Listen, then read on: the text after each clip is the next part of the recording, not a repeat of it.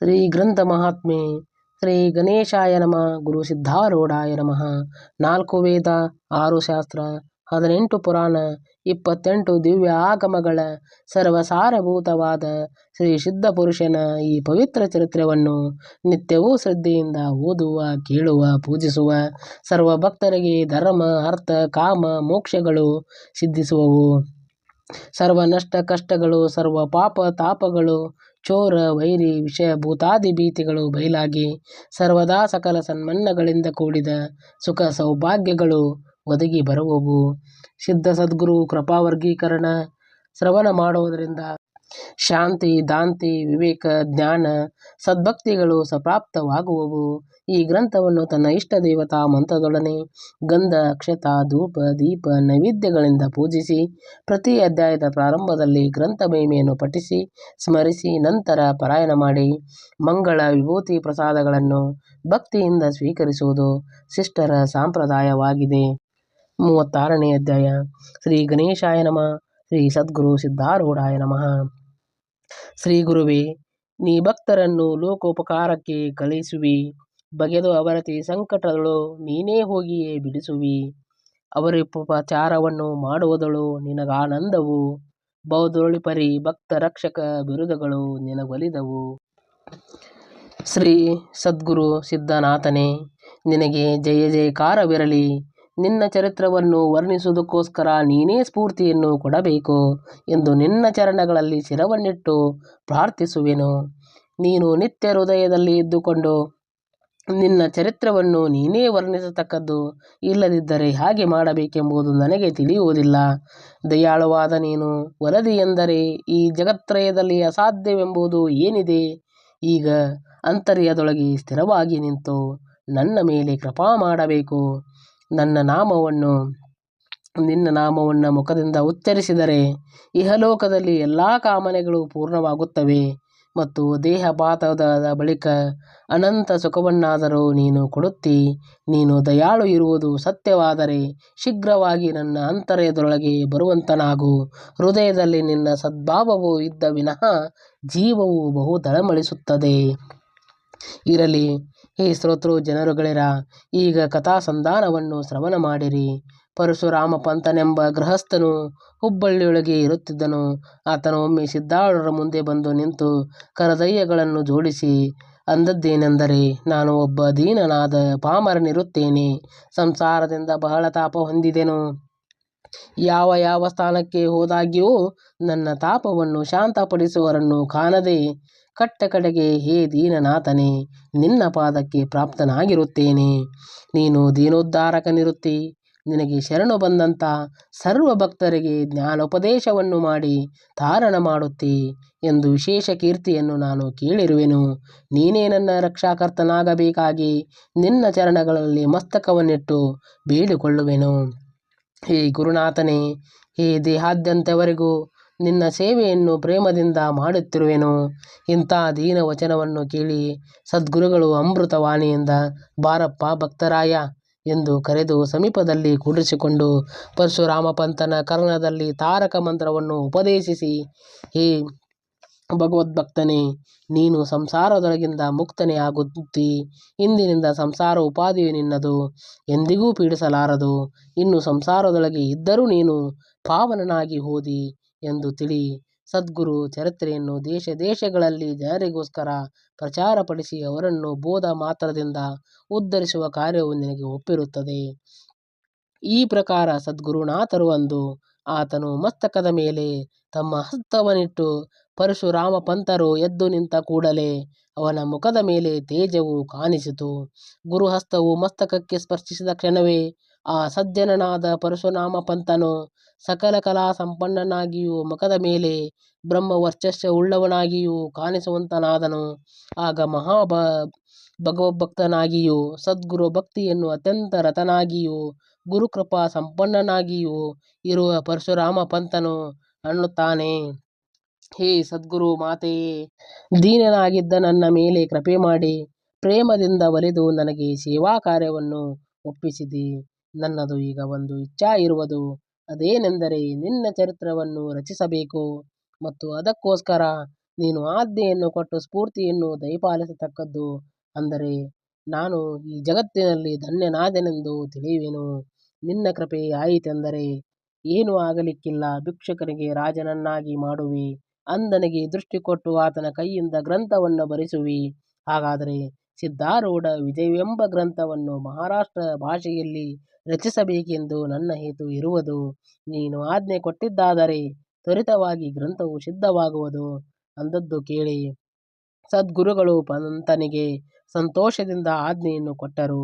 ಆಮೇಲೆ ಆತನು ಸಿದ್ಧರಿಗೆ ನಮಸ್ಕರಿಸಿ ಸ್ವಸ್ಥಾನಕ್ಕೆ ಹೋಗುವಂತನಾದನು. ಒಂದೇ ತಿಂಗಳೊಳಗೆ ಗ್ರಂಥವನ್ನು ಸಿದ್ಧಪಡಿಸಿ ತಂದು ಸದ್ಗುರು ಶರಣಗಳಲ್ಲಿ ಅರ್ಪಿಸಿದನು. ಆ ಅತ್ಯಂತ ಸುರಸವಾದ ಗ್ರಂಥವನ್ನು ಸದ್ಗುರುರಾಯರು ಆನಂದದಿಂದ ಶ್ರವಣ ಮಾಡಿದರು. ಅನಂತ ಗುರು ಆಜ್ಞೆ ಪ್ರಕಾರ ಗೋವಾ ಇತ್ಯಾದಿ ಪ್ರಾಂತ್ಯಗಳಿಗೆ ಹೋಗಿ ಪಂತನು ಸ್ವಮುಖದಿಂದ ಆ ಚರಿತ್ರವನ್ನು ನಿರೂಪಿಸಿದನು. ಆತನು ಶ್ರವಣ ಮಾಡಿ ಮಾತ್ರದಿಂದ ಸಕಲ ಜನರು ಸಿದ್ಧ ಭಕ್ತಿಯ ಸ್ಫುರವು ಹೊಂದುವಂತರಾಗಿ ಉದ್ಧತರಾಗುತ್ತಿರುವರು.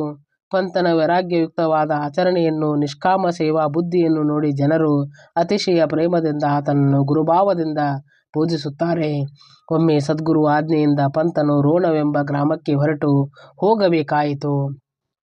ಅಲ್ಲಿ 7 ದಿವಸ ತನಕ ಸದ್ಗುರುಗಳ ಉತ್ಸವ ನಡೆಯುತ್ತಾ ಚರಿತ್ರ ಕಥನವು ನಡೆಯಬೇಕೆಂದು ನಿಶ್ಚಯವಾಗಿರುತ್ತದೆ. ನಿತ್ಯದಲ್ಲಿ ಭಜನೆ, ಹರಿಕೀರ್ತನೆ ಮತ್ತು ಉಪನ್ಯಾಸಾದಿಗಳು ನಡೆಯುವುದಕ್ಕೋಸ್ಕರ ಅಲ್ಲಿಯ ಭಕ್ತ ಜನರು ಪಂತನವನ್ನು ಕರೆದುಕೊಂಡು ಹೋಗಬೇಕೆಂದು ಆಮಂತ್ರಣ ಕೊಟ್ಟು ಭಕ್ತ ಜನರು ಮುಂದೆ ಹೋದರು. ಆದರೆ ಪಂತನ ಹಿಂದುಳಿದನು. ಮರುದಿವಸ ಆತನು ತನ್ನ ಪತ್ನಿಯಾದ ಜಾನಕಿಬಾಯಿ ಮತ್ತು ಭಕ್ತನಾದ ಮಂಗೇಶ ಎಂಬುವನನ್ನು ಸಹ ಕರೆದುಕೊಂಡು ಸದ್ಗುರುಗಳ ಆಜ್ಞೆಯನ್ನು ಪಡೆದುಕೊಂಡು ಹೊರಟರು. ಹುಬ್ಬಳ್ಳಿ ಹೊಗೆಬಂಡಿ ಸ್ಟೇಷನ್ನಿಗೆ 3 ಮಂದಿ ಬಂದು ನೋಡುವಾಗ ಅಲ್ಲಿ ಜನರ ಸಂದಣಿ ವಿಶೇಷವಿದ್ದು ಟಿಕೆಟ್ಗಳು ಸಿಗಲಿಲ್ಲ. ಆ ದಿವಸ ಅವರಿಗೆ ಗಾಡಿ ತಪ್ಪಿತೆಂದರೆ ಉತ್ಸವ ಆರಂಭವಾಗತಕ್ಕಂಥ ಕಾಲದಲ್ಲಿ ಅವರು ರೋಣಕ್ಕೆ ಬಂದು ಮುಟ್ಟುತ್ತಿದ್ದಿಲ್ಲ.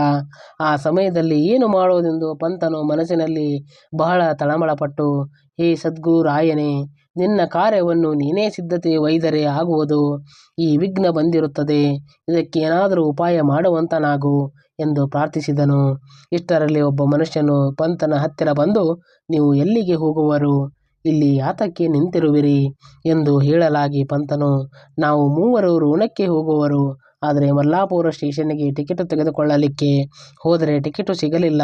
ನಮಗೆ ರೋಣಕ್ಕೆ ಹೋಗುವುದು ಅತೀ ಜರೂರಿರುವುದು ಏನು ಮಾಡಬೇಕೆಂಬುದು ತಿಳಿಯುವುದಿಲ್ಲ ಎಂದು ಹೇಳಿದ್ದು ಕೇಳಿ ಆ ಮನುಷ್ಯನು ಬಹಳ ಚಲೋದಾಯಿತು. ಈ 3 ಟಿಕೆಟು ಅದೇ ಸ್ಟೇಷನ್ನಿನವು ಇರುತ್ತವೆ. ನಮಗೆ ಅಲ್ಲಿಗೆ ಹೋಗುವುದು ಕೆಲಸವಿಲ್ಲ. ನೀವು ಇವನ್ನು ತೆಗೆದುಕೊಂಡು ಬಿಡಿರಿ ಎಂದು ಹೇಳಿ ಆತನು 3 ಟಿಕೆಟ್ಗಳನ್ನು ಪಂತನ ಕೈಯಲ್ಲಿ ಕೊಟ್ಟು ಆ ಕ್ಷಣವೇ ಜನಸಂದಣಿಯೊಳಗೆ ಅದೃಶ್ಯನಾಗಿ ಹೋದನು. ಆ ಟಿಕೆಟಿನ ಹಣ ಸಹ ತೆಗೆದುಕೊಳ್ಳಲಿಲ್ಲ. ಪರಶುರಾಮ ಪಂತನು, ಇವನು ಸದ್ಗುರುವೇ ಸಂಕಟ ಕಾಲ ನೋಡಿ ನಮ್ಮ ಪ್ರಾರ್ಥನೆ ಕೇಳಿ ಬಂದು ಸಹಾಯ ಮಾಡಿದ್ದೇ ಹೊರತು ಮತ್ಯಾರೂ ಅಲ್ಲ ಎಂದುಕೊಂಡು 3 ಗಾಡಿ ಹತ್ತಿ ಯೋಗ್ಯ ಕಾಲಕ್ಕೆ ಮಲ್ಲಾಪುರ ಸ್ಟೇಷನ್ನಿನಲ್ಲಿ ಇಳಿದರು. ಅದರಲ್ಲಿ ಅಲ್ಲಿಂದ ರೋಣ ಗ್ರಾಮವು ಕೆಲವು ಮೈಲು ಅಂತರದಲ್ಲಿದ್ದು ಮಹಾ ಅಂಧಕಾರವು ಕವಿದಿತ್ತು. ನಡೆದು ಹೋಗಲಿಕ್ಕೆ ದಾರಿಯೂ ಕಾಣಿಸುತ್ತಿದ್ದಿಲ್ಲ. ಸ್ಟೇಷನ್ನಿನ ಸಮೀಪ ಇಳಿಯಲಿಕ್ಕೂ ಜಾಗ ಸಿಗಲಿಲ್ಲ. ಮಳೆಯೂ ಬೀಳಲಾರಂಭಿಸಿತು. ಏನು ಮಾಡುವುದೆಂದು ಚಿಂತೆ ಮಾಡುತ್ತಿರುವಾಗ ಅಲ್ಲಿ ಒಬ್ಬ ಮನುಷ್ಯರು ಬಂದು, ನೀವು ಎಲ್ಲಿಗೆ ಹೋಗುವರು ಎಂದು ಪಂತನಿಗೆ ವಿಚಾರಿಸಲು ಪಂತನು, ನಾವು ರೋಣ ಗ್ರಾಮಕ್ಕೆ ಹೋಗುವವರು. ನಮಗೆ ರಾತ್ರಿ ಉಳಿಯಲಿಕ್ಕೆ ಸ್ಥಾನ ಬೇಕಾಗಿರುತ್ತದೆ.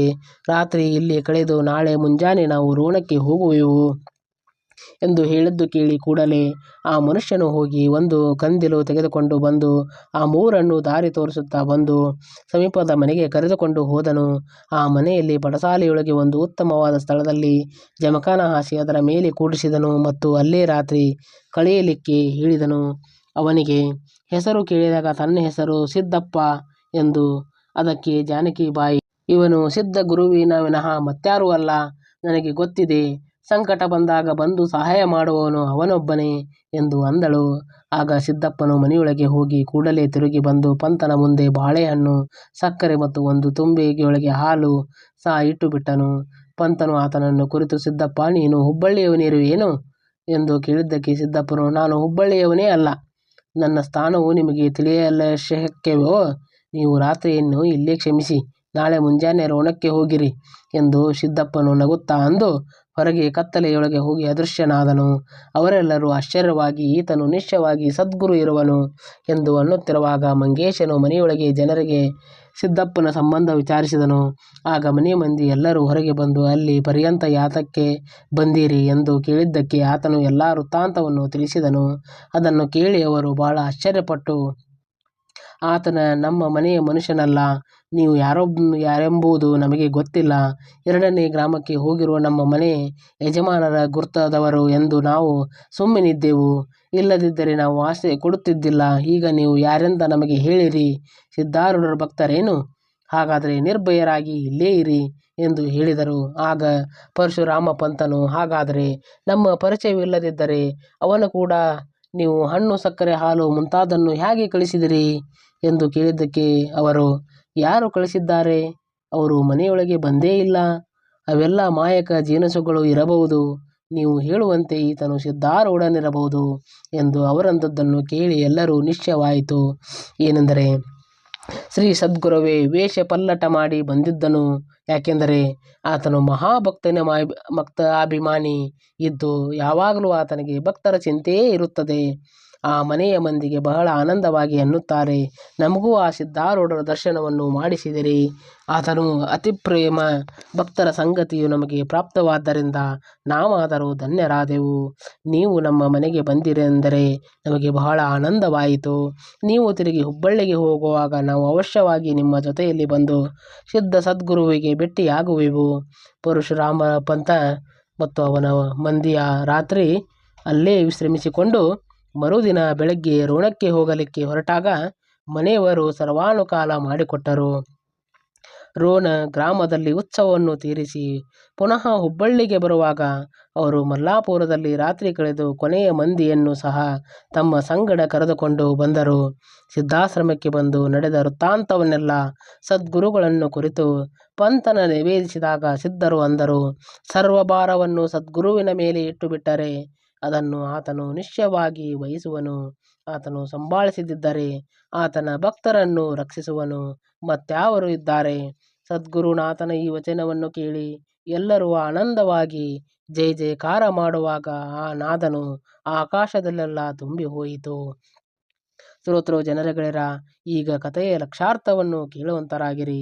ಪರಶುರಾಮ ಪಂತನೇ ವಿವೇಕನು, ಆತನ ಬಾಯಿರ್ರಿ ಶಾಂತಿ ಮತ್ತು ಮಂಗೇಶನು ವೈರಾಗ್ಯನು ಸಂಸಾರ ರೂಪ ರೋಣ ಗ್ರಾಮದಲ್ಲಿ ವಿಷಯ ವೃತ್ತಿಗಳೆಂಬ ಜನರಿಗೆ ಬೋಧಿಸುವುದಕ್ಕೋಸ್ಕರ ಸಪ್ತವರಾಧ ರೂಪ ಸಪ್ತಕೋತ್ಸವಕ ಈ ಮೂವರು ಹೋಗುವರು. ಆಗ ದಾರಿಯಲ್ಲಿ ಸದ್ಗುರುವೇ ಸತ್ವ ಬಂದು ನಿಷ್ಕಾಮತೆ ಎಂಬ ಟಿಕೆಟು ಕೊಟ್ಟು ಮನೋರೂಪ ಗಾಡಿಯಲ್ಲಿ ಕೂಡಿಸಿದಾಗ ಅವರಿಗೆ ಹೋಗಲಿಕ್ಕೆ ಅನುಕೂಲವಾಯಿತು. ಆದ್ದರಿಂದ ಇಳಿಯುವಾಗ ವಿಶೇಷ ಅಜ್ಞಾತವಿದ್ದು ಅನಾತ್ಮಾಕಾರದ ವೃತ್ತಿ ರೂಪ ಮಳೆ ಬರುತ್ತಿದ್ದರಿಂದ ಅವರಿಗೆ ದಾರಿಯಲ್ಲಿ ಪ್ರತಿಬಂಧಕವಾಯಿತು. ಆಗ ಸದ್ಗುರು ಅಲ್ಲಿಗೆ ಪ್ರಾಪ್ತನಾಗಿ ಭಾಗತ್ಯಾಗರೂಪ ಕಂದಿಲು ತೆಗೆದುಕೊಂಡು ಬಂದು ಸ್ವರೂಪ ಗೃಹಕ್ಕೆ ಕರೆದುಕೊಂಡು ಹೋಗಿ ಅಲ್ಲಿ ಅವರನ್ನು ಸ್ಥಾಪಿಸುವಂತನಾದನು. ಅವರಿಗೆ ಆನಂದವೆಂಬ ಫಲಹಾರ ಕೊಟ್ಟು ಉಪಚಾರ ಮಾಡಿದನು. ಅಲ್ಲಿ ವಿಶ್ರಾಂತಿಯನ್ನು ಹೊಂದಿ ಜೀವ ಜನರಿಗೆ ಬೋಧಿಸಲಿಕ್ಕೆ ಅವರು ಹೋದರು. ಇಂಥ ಅಗಾಧವಾದ ಸದ್ಗುರು ಮಹಿಮೆಯನ್ನು ಶ್ರವಣ ಮಾಡಿದ್ದರಿಂದ ಸಂಸಾರ ದುಃಖವೆಲ್ಲ ಹಾರಿ ಹೋಗಿ ಹೃದಯದಲ್ಲಿ ಸದ್ಗುರು ಮೂರ್ತಿ ಕಾಣುವಂಥದ್ದಾಗಿ ಚಿತ್ತವು ಬ್ರಹ್ಮಾಕಾರವಾಗುವುದು ಎಂಬಲ್ಲಿಗೆ ಶ್ರೀ ಸಿದ್ಧಾರೂಢ ಕಥಾಮೃತಗಳ ಶ್ರವಣ ಮಾತ್ರದಿಂದ ಸರ್ವ ಪಾಪಗಳನ್ನು ಭಸ್ಮ ಮಾಡುವಂಥ ಅತೀ ಮನೋಹರವಾದ ಈ 36ನೇ ಅಧ್ಯಾಯವನ್ನು ಶಿವದಾಸನು ಶ್ರೀ ಸಿದ್ಧಾರೂಢ ಸದ್ಗುರುಗಳ ಚರಣ ಅರವಿಂದಗಳಲ್ಲಿ ಸಮರ್ಪಿಸುತ್ತಿರುವನು. ಓಂ ನಮಃ ಶಿವಾಯ. ಓಂ ನಮಃ ಶಿವಾಯ. ಓಂ ನಮಃ ಶಿವಾಯ. ಓಂ ನಮಃ ಶಿವಾಯ. ಓಂ ನಮಃ ಶಿವಾಯ.